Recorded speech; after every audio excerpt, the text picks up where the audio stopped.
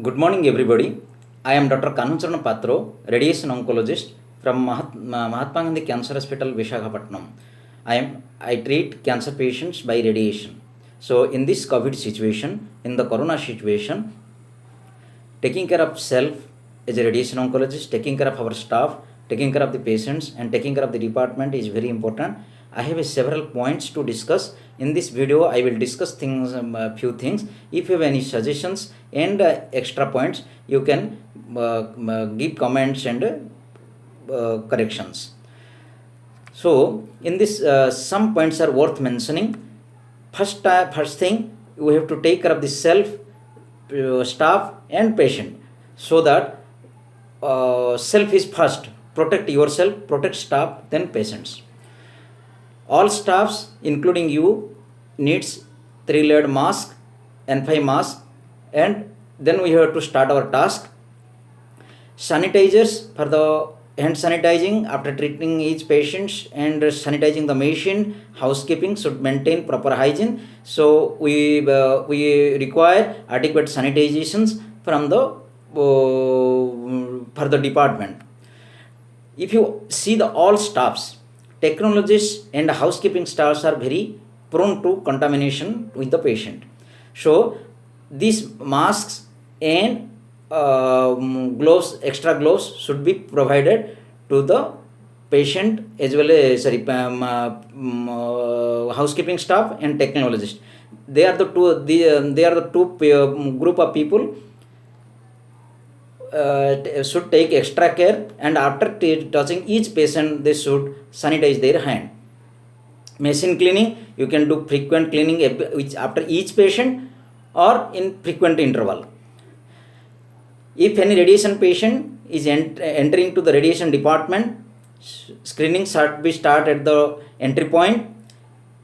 Ask the travel history. If there is patient having cough, fever, sneezing, just refer or take some prophylactic checkup, but don't allow to the department. There should be one entry point, one exit point if possible, so that there will not be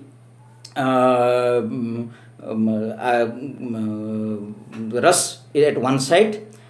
And put the at waiting hall, put the chairs alternate manner, so that there should be at least maintain social gaping, social distance. Patients, they can maintain social distance. Routine checkups, follow patients, better to avoid, don't call them, and even you can call and please don't come in this period unless there is an emergency. OPDs, you can see the new patients, review of the patients on treatment, but new follow patients and routine checkup patients we should avoid. Some examinations like DL-scopic examinations, Hopkins, indirect laryngoscopy, direct laryngoscopy by Hopkins should be avoided. Always wear a mask during seeing the patients. DIVH techniques like ABC by ABC should be avoided for the breast treatment and as well as the SBRT technology, because there is every patient they need a mask, and there is chances of aerosol contamination is there. If there is an immune suppressed patient, or old patient, defer the patient after explaining the pros and cons, unless there is an emergency. There is a high chance of orphan contamination, because when treating the head and neck patients, the orphan directly contact with our lips, and there is a salivation maybe during treatment time. So each orphan also has to be maintained in there is maintain a gap between each orphan and individual orphan. Don't put the orphans one layer above and like that. Always maintain the distance between each orphans. Needs frequent cleaning department as well as the machine. Before starting radiation, prioritize your patients. Start the treatment.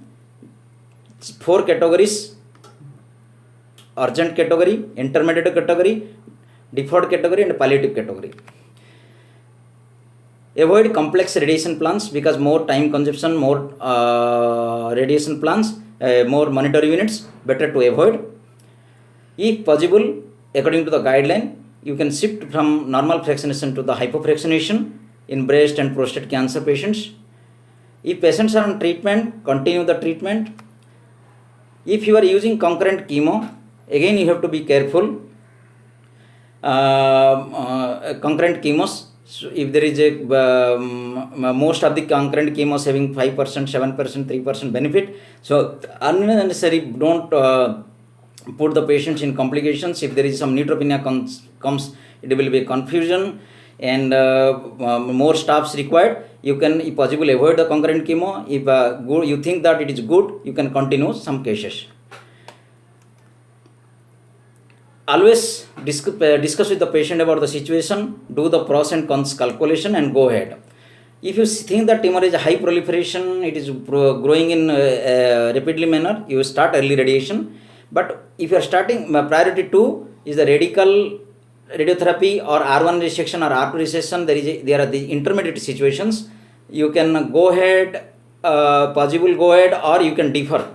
This is depend between the you and patient's consultation, and that is not a urgent situation. If patient you are starting adjuvant radiation for any head and neck patients and breast cancer patients and in R0 resection patients, you can delay the radiation as per the convenient. Prostate and breast cancer patients, they are not stringent. You can use neoadjuvant hormonal therapy for the prostate cancers and you can delay the procedure. And breast cancer patients after chemotherapy, you can take some extra time to treat. Palliative situations, it is worth mentioning. If palliative patients comes to you, see, can you manage with symptomatic management? If patient is okay, go with symptomatic management, delay the procedure. If patient is urgent, needs emergency situation, try with a single fractionation comparing to 5 fractionation, 10 fractionation, try with a single fractionation if possible. You follow these mentioned points, because you are very important than radiation. Your staffs are very important than radiation. Hope you understand. If anything is there, more suggestions, more comments, you can comment. Don't forget to issue the certificate to the patients, because from the way to hospital, the police may ask and they may face problems. So you issue a certificate to the cancer patients that they are undergoing radiation treatment, and give your hospital number and